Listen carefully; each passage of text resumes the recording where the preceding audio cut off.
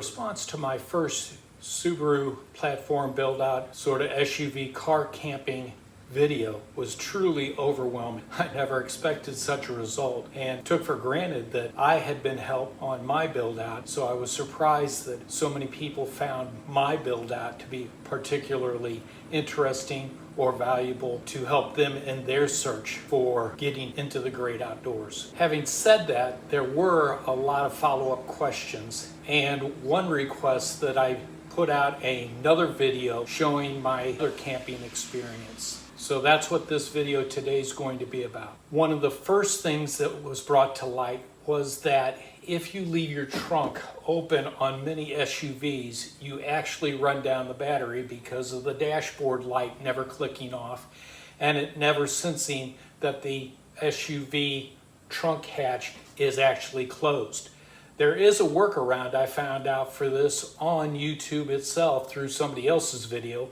I wish I could give them credit, but I don't remember where I saw it and I haven't been able to find it again. But the solution is a simple carabiner or two simple carabiners. The size is relatively small, but it can go up in thickness. The thickness is determined by your hatch opening. Because what you do is you simply take the carabiner, either end you desire, and you slide it up into and engage the latch. So I'll show you right here. Here it is engaged. Now undoing it is kind of difficult because on the Subaru you have to hit your trunk release and then you have to undo the latch just like you would on a trunk. It opens up the latch and it turns your carabiner free. So again, lock and unlock. And it can go either direction, small end down or big end down. Quite simple. What you can do at that point is either use that carabiner to latch down to your regular trunk or use another carabiner hooked onto that one.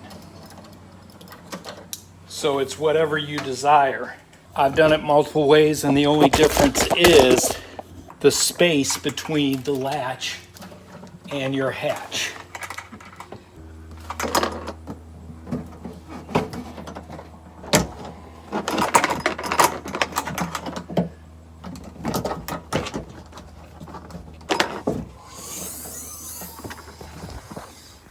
And ultimately, it's easier to latch from the inside while you're inside. Although, a lot of times I never latch it. I just pull it down and the carabiner turns off the light, stops running the electricity, and I just leave it up for the night, open, with a small crack in the door.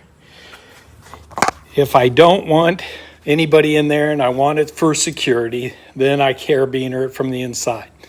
So this is a way to be able to effectively find a solution to not running down your battery, and it's a fairly simple solution that a lot of people didn't know about and a lot of people asked about. Next, I'll show you my trip to the Foothills Trail in South Carolina, North Carolina, just east of Georgia state line. Beautiful country. It was a very hot, humid summer week in May that was totally unexpected. So we got driven out, but we had a boat shuttle, Trail Magic, so quite an experience. I basically just included pictures to music to show you after the first night SUV. Then towards the end of the video, what I did next was I went over the improvements I've made on the SUV, and then in the future I'm going to come out with one more SUV platform build that I did to turn the SUV into a double sleeper with more headroom because I made the platform to go on the base, not raised up. I will show that platform build when I finish editing the video. Thank you for all your great response. Hope you find this useful. Enjoy your day. Keep the faith. Keep hiking. Keep camping.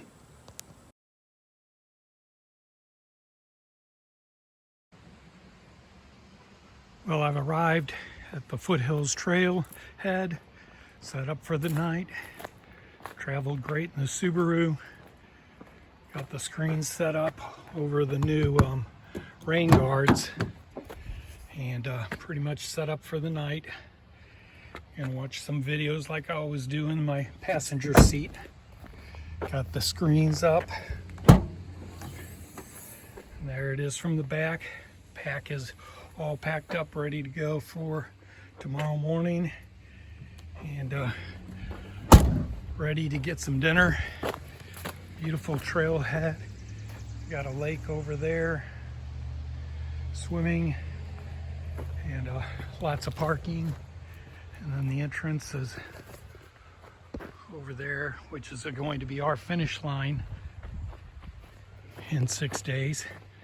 And I lucked out because the last gas station didn't have a Subway that I was planning on. They had a Hunt's Pizza and hot dogs and sausages, but then the guy said, "Oh, I'll make you up one." And so he went ahead and made me up a nice cold cut sandwich so I could bring it here and eat it at my convenience. Some Pringles there to top it all, and my Diet Mountain Dew to energize me. And then there's trash cans right there so I don't have to deal with the trash. Good morning. This place started hopping about 6:30. Really got going at 7 o'clock, and from 7 to 7:30 the parking lot's filled up and people heading off for all different activities. Boy Scout group. Here's the inside of the vehicle, all broken down and ready for me to be picked up by RTK and shuttled to the other state park, Oconee, to come back this way to meet back up with the car on Thursday. Already have morning coffee and muffins, and gonna wait about an hour, maybe an hour and a half for Bruce. So things looking good for a great day.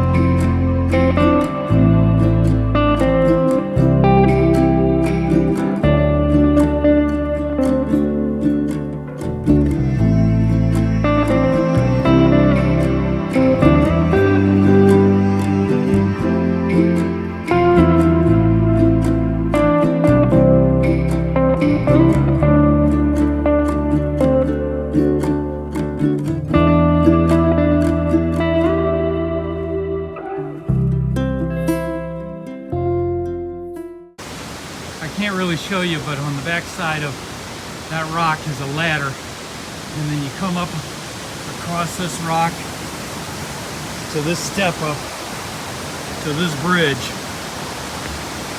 Across the bridge, that's called the boulder field, and that's where we came down from, up there. Long descent down from Whitewater area straight to here. This is our lunch site. It looks like it's going to be beautiful. Upriver, downriver.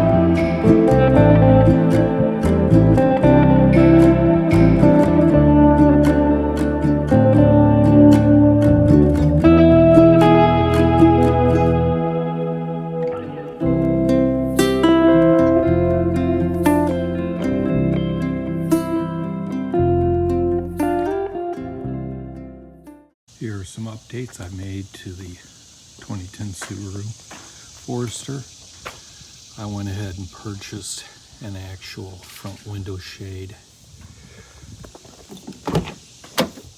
in order to make it more stealth and to make the curtain a little bit less noticeable behind the seats.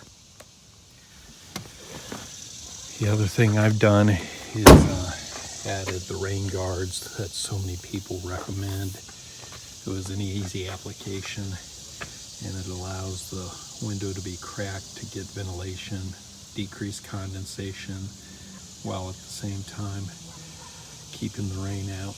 It does mean I'm going to have to buy a different set of mesh screens for the front two windows rather than the second windows, because I want the light and everything kept to the front of the vehicle, and the window shades I have are rear window shades only. A lot of them are made to fit both sets of windows, but mine do not. It's too hard to get around the mirror. So I'm going to start checking Amazon to find mesh window coverings and see what I can come up with. Then a big change to the back is I've added a tri-fold mattress for a more comfortable sleep than the air mattress I was using. Although I'm a backpacker and occasionally use a tent instead of a hammock, and I sleep in shelters with the Neo Air mattress, and it provides plenty of great sleep out in the woods. In the car itself, it was difficult to pull that Neo Air out of the backpack, set it up, and then the next morning have to put it away for a okay night's sleep, a decent night's sleep. But I really wanted a great night's sleep, so I went with the tri-fold mattress. That way I can leave it all set up when I'm actually backpacking at a trailhead. That way I can leave my backpack packed and ready to go and don't need to actually do anything with the pack. I can just rest easily on this mattress. It does create a clearance issue. It's a tight squeeze up on the roof, but when you lay down, it's not that bad. This is on my chest, and there's still quite a clearance. And it is an awesome sleep. The mattress is very breathable, very comfortable, and I'm looking forward to many nights on it.